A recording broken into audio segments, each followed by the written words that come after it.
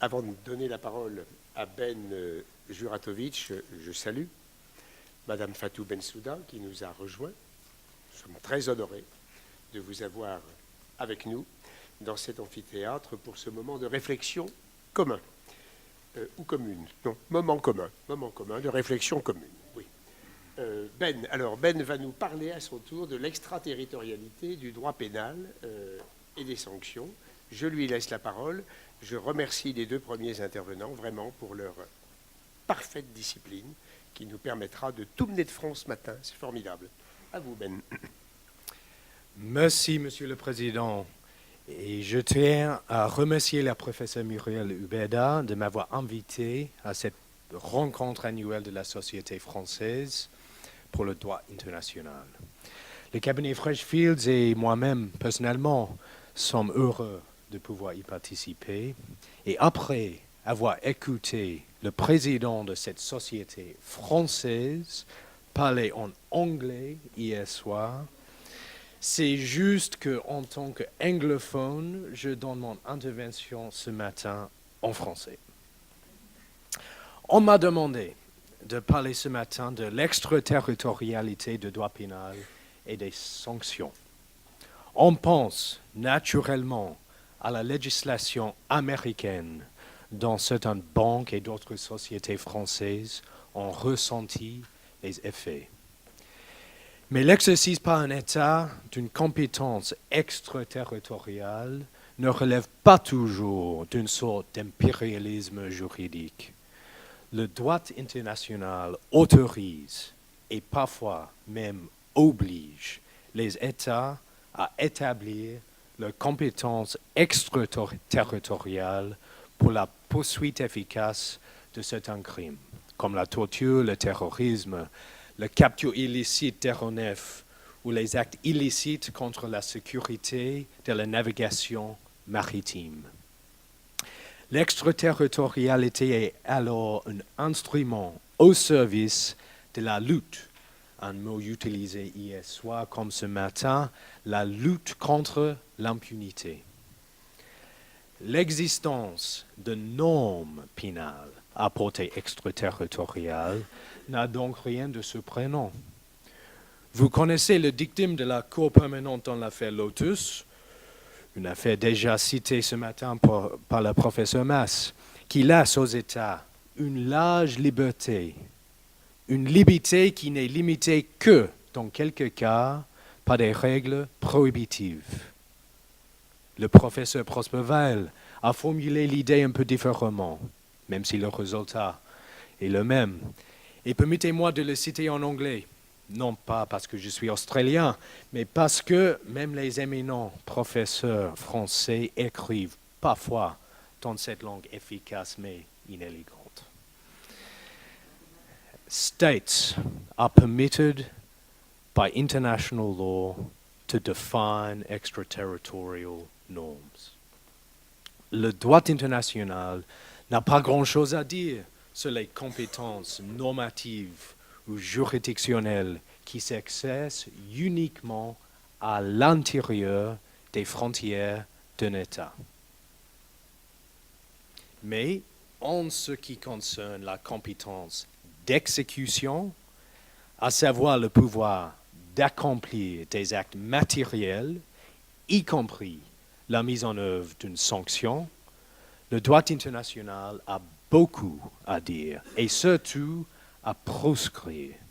Et ce, parce que ces hypothèses impliquent l'exercice de la contrainte étatique en dehors des frontières d'un État. J'aimerais ce matin aborder 3 points.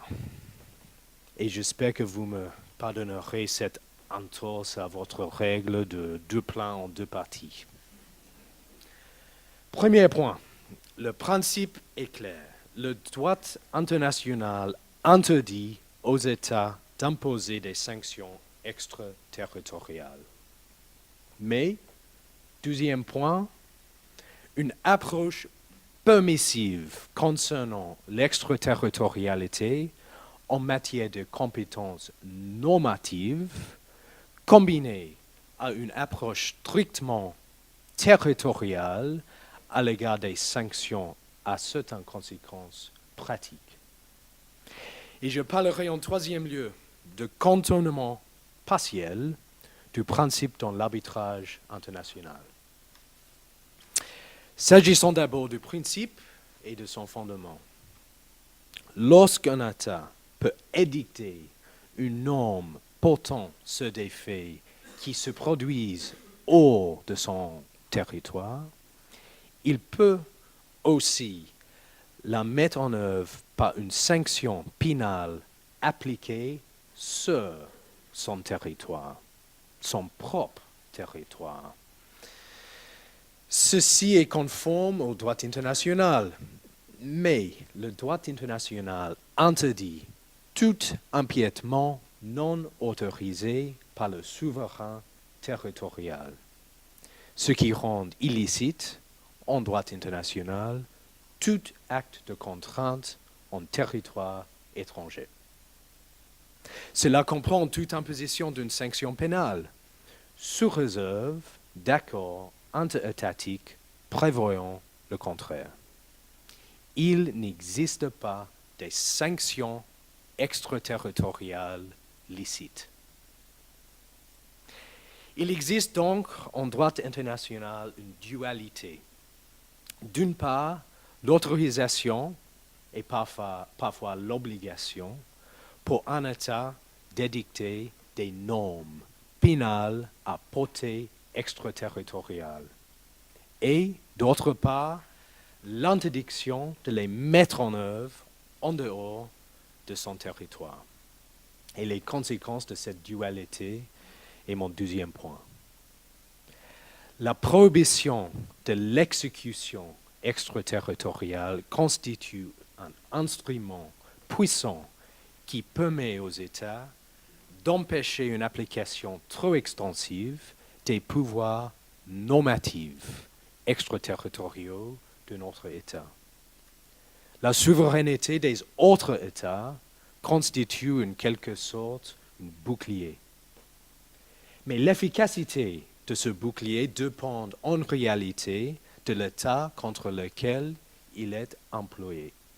Prenons l'exemple des États-Unis, qui ont une conception étendue de leurs compétences extraterritoriales. Bien entendu, les sanctions prononcées par la justice américaine contre des sociétés étrangères ne peuvent pas, en tant que telles, être exécutées à l'étranger. Mais la place importante des États-Unis dans le commerce mondial permet en réalité aux autorités américaines de faire exécuter sur leur sol ce qu'ils ont interdit à l'étranger. Il est évident que ce que les États-Unis peuvent faire, d'autres États n'y arrivent peut-être pas. Simplement parce qu'ils ne sont pas des plaques tournantes de commerce international et ne disposent pas de moyens de mettre en œuvre des sanctions pénales sur leur territoire pour violation de leurs normes extraterritoriales. Lorsque le droit international impose à l'État d'établir sa compétence pénale, la sanction constitue un élément important à son exercice. Citons comme exemple la Convention contre la torture dont le professeur Roth a déjà parlé. Les États parties doivent établir leur compétence pour connaître des crimes de torture, même commis hors de leur territoire, contre des étrangers, par des étrangers. Au titre de cette convention, une juridiction étatique pourrait prononcer une sanction pénale à l'encontre d'un individu sans toutefois pouvoir exécuter cette sanction si le condamné se trouve en dehors de son territoire. On peut se demander si ceci ne pourrait pas faire obstacle à l'exercice d'une compétence pénale par d'autres États. qui sont potentiellement en mesure de mettre en œuvre une sanction. Le principe non bis in idem pourrait s'y opposer dès lors qu'une personne ne peut en principe pas être jugée ou condamnée 2 ou plusieurs fois pour les mêmes faits, même si aucune sanction n'était imposée. Pour assurer l'efficacité des poursuites et des sanctions, les États devraient exercer une certaine retenue dans l'exercice de la compétence pénale extraterritoriale en faveur de l'État dans lequel se trouve l'individu concerné. Ce n'est pas par hasard si certaines conventions en matière pénale obligent l'État à exercer sa compétence dans le cas où l'auteur présumé d'une infraction se trouve sur son territoire. Puisque dans cette hypothèse, cet État est le mieux placé pour mettre en œuvre une législation à effet extraterritorial et imposer une sanction pour sa violation.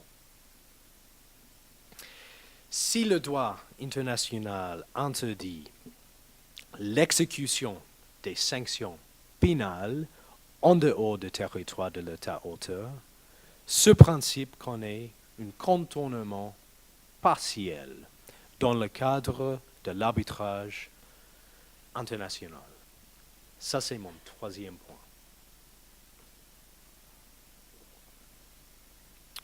Un arbitre n'est bien sûr pas censé punir des violations des normes pénales, mais un arbitre peut tirer les conséquences civiles de la violation d'une norme pénale et prononcer que cette norme a été violée, et c'est assez souvent le cas, notamment en matière de corruption. Il pourrait, par exemple, prononcer la nullité d'un contrat. Un tribunal établi sous un traité sur la protection des investissements pourrait encore se fonder sur des violations de normes pénales pour considérer qu'il n'y a pas d'investissement lui attribuant compétence. Dans ces hypothèses, il ne se contente pas d'affirmer de manière vague qu'un comportement particulier est contraire à l'ordre public, mais expose précisément le contenu de la loi pénale invoquée, souvent après avoir reçu des rapports d'experts sur le sujet, et examiner les faits pertinents, constituant une violation du droit pénal. Ces tribunaux siègent typiquement à l'extérieur du pays qui est l'auteur de la norme pénale qu'ils appliquent. Cette norme peut être la loi du pays dans lequel les événements pertinents pour l'arbitrage se sont déroulés, auquel cas, bien que la norme n'ait pas une vocation extraterritoriale, le tribunal appliquera à des personnes et à une procédure complètement en dehors de ce pays. De façon plus exotique, la loi d'un pays destinée à contrôler le comportement de personnes dans un autre pays, tel que le Foreign Corrupt Practices Act des États-Unis, peut être mise en œuvre non pas un de ces deux pays, mais par un tribunal arbitral qui siège dans un pays tiers et tire ses pouvoirs du système juridique de ce pays tiers. Tout cela avant même que nous n'arrivions à la question de l'exécution forcée de la sentence, qui peut survenir dans n'importe quel pays.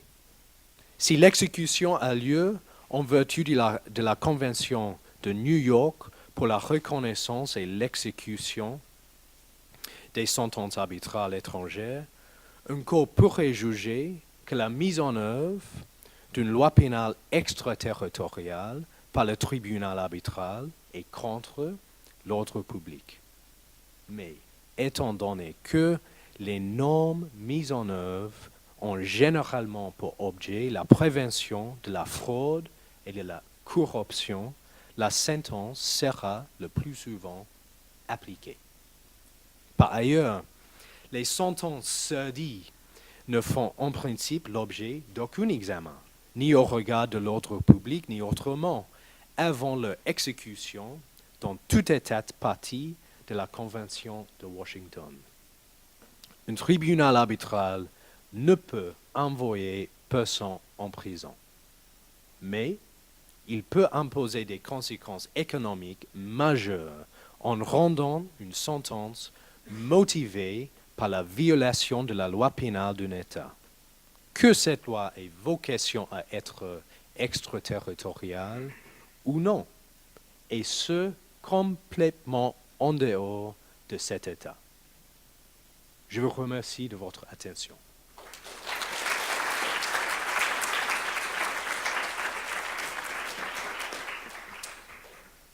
Eh bien, merci beaucoup. Merci beaucoup pour ces trois interventions qui se complètent, je pense, parfaitement, qui ont également le mérite de lancer des passerelles en direction d'autres propos qui ont été tenus hier. Je pensais notamment aux propos de Marc Ancelin sur la concurrence du juge étranger, vous y avez fait allusion, et des interventions qui surtout nourrissent notre réflexion. Et je vous avoue que le praticien que je suis, qui n'est pas du tout un homme de concept, je ne suis pas du tout universitaire, mais je suis très admiratif. Et je vous remercie beaucoup, mes chers amis.